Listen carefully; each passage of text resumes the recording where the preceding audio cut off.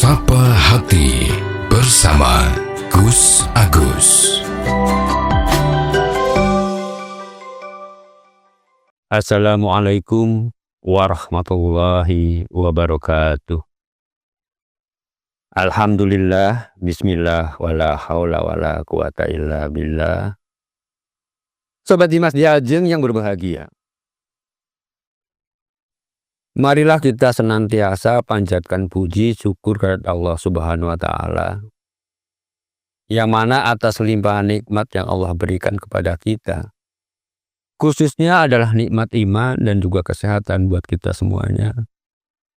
Alhamdulillah, pada kesempatan ini kita masih bisa bertemu kembali. Sobat Dimas Diajeng yang berbahagia, kita lanjutkan pembahasan yang kemarin ya. Kita soal puji-pujian ya, pujian yang di kampung dulu yang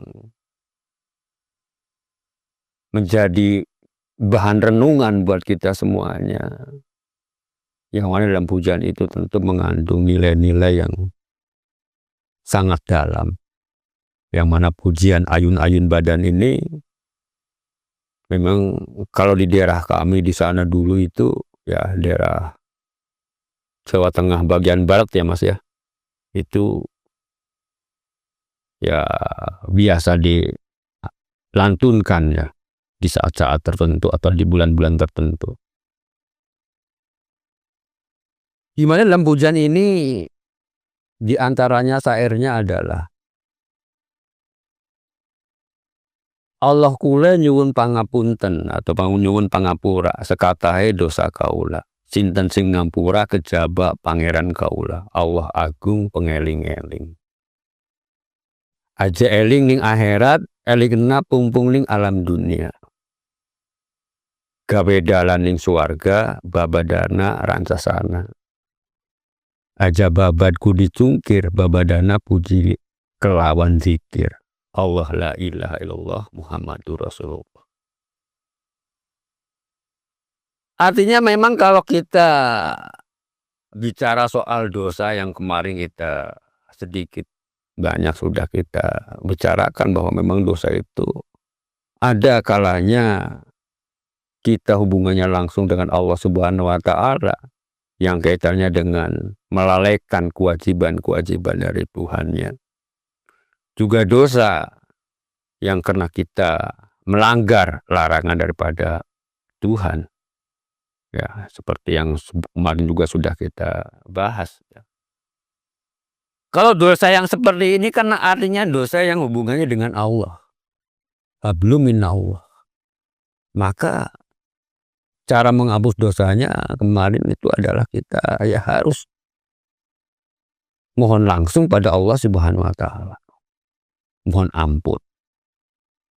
Dengan tentunya kita tidak mengulangi lagi pelanggaran-pelanggaran atau yang menyebabkan kita itu berdosa pada Allah Subhanahu wa Ta'ala. Dan insya Allah kalau kita memang betul-betul serius ya untuk meninggalkan apa yang dilakukan atas kesalahan-kesalahan kita, insya Allah Allah Maha Pengampun. Allah akan mengampuni segala hilap dan kehilapan kita atau dosa-dosa kita. Namun ada juga yang kemarin kita singgung juga adalah dosa yang Allah belum bisa mengampuni kalau itu dosa hubungannya dengan hablum minannas, sesama manusia. Nah, kemarin kita juga sudah katakan bahwa di antara yang hubungannya dengan manusia itu yang berkaitan dengan harta benda. Maka ini tentu menjadi satu renungan buat kita bahwa bukan berarti kita mencari harta benda itu tidak boleh dalam agama, justru dianjurkan. Karena kita harus berikhtiar, harus bekerja. Namun yang tidak boleh itu adalah kita camak atau serakah. Ya. Sehingga mengakibatkan menyengsarakan orang lain. Ya, maka tidak heran kemarin kita juga sudah ngomong ya, dengan apa namanya, kita menumpuk-numpuk harta dengan cara menyengsarakan orang lain, membuat masyarakat yang lain itu menjadi dirugikan, ya, seperti penipuan gitu kan, ya ya yang penggelapan, yang korupsi gitu kan, macam-macam lah urusannya dengan ini. Itu kan artinya mereka memakan harta sesama manusia itu dengan cara batil. Padahal kalau kita ingat firman Allah dalam surat An-Nisa itu kan jelas bahwa kita itu dilarang untuk memakan harta sesama manusia ini dengan cara yang tidak benar. Seperti Mas Diajeng yang berbahagia. Karena kalau itu kita lakukan, ya, sangat berbahaya sekali buat orang yang melakukan itu sendiri. Ya, karena ada satu hadis yang menyampaikan bahwa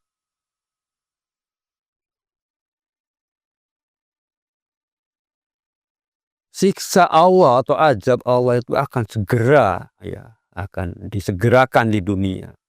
Itu bagi orang-orang yang pertama itu adalah orang yang berlaku zalim. Orang yang berlaku zalim itu adalah orang yang membuat orang lain itu menjadi dirugikan. Ya banyaklah kalau kita lihat contoh masalah zalim itu tidak hanya masalah itu, banyak yang lainnya. Contoh yang paling mudah adalah seperti kemarin. Banyak sekali peristiwa-peristiwa di dalam negara kita maupun di masyarakat kita yang kadang-kadang orang tidak mempedulikan orang lain. Arti mempedulikan di sini mudah untuk menyengsarakan orang lain. Contoh yang paling kecil-kecil lah, misalnya kalau kita berjualan misalnya gitu kan, ya, kita menipu pembeli kita.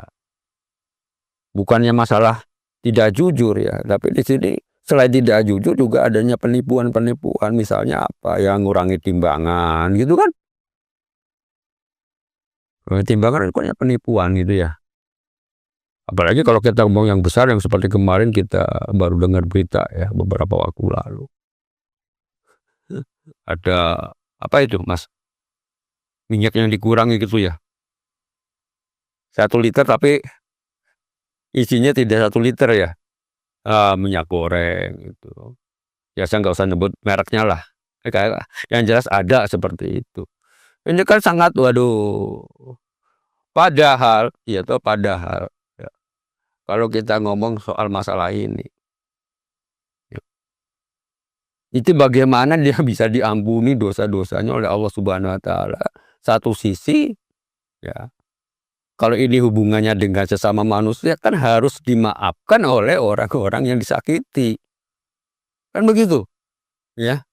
Maka tidak heran, ya, yang namanya kalau ini tidak segera dilakukan, apakah itu antar pribadi, antar individu, atau yang efeknya lebih luas seperti ya tadi itu penipuan-penipuan begitu.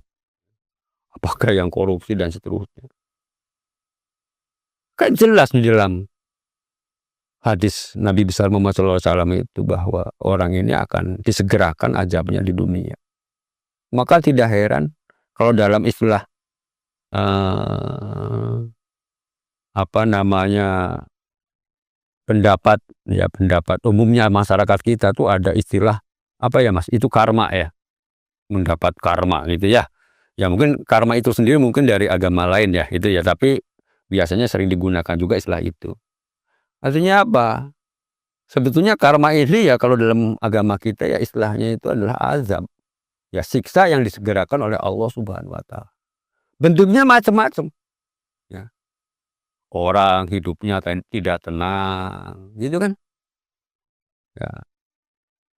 Ya kalau masih mending seperti itu dia hanya berlaku bagi dirinya sendiri, ya.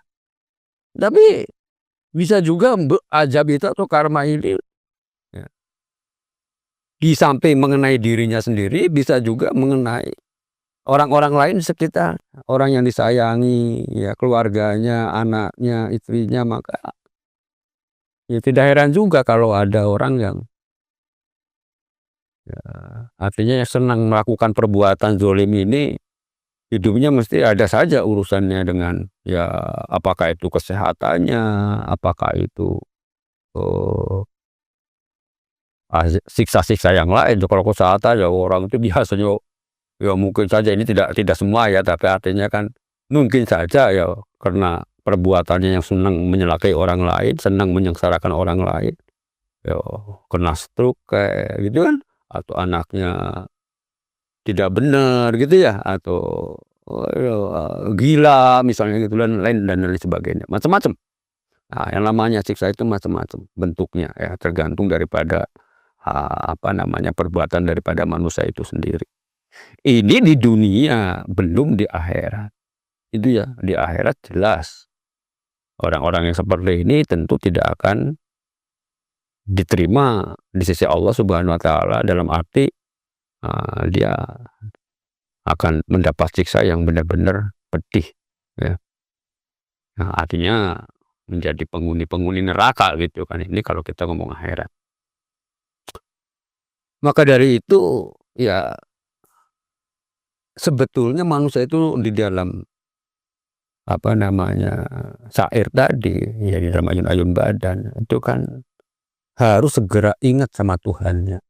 Karena dengan ingat sama Tuhannya itu Pak, insya Allah perbuatan-perbuatan yang kita lakukan menyakiti orang lain dan lain sebagainya itu akan bisa direm setidaknya, atau bahkan bisa dihilangkan. Karena dengan ingat pada Allah, orang itu akan mikir akibat yang akan ditimbulkan. Demikian, semoga ada manfaatnya. Billahi taufiq wal hidayah. Wassalamualaikum warahmatullahi wabarakatuh. Sapa Hati bersama Gus Agus. Untuk saran dan masukan, silahkan WhatsApp ke Gus Agus 0896 8811 6615.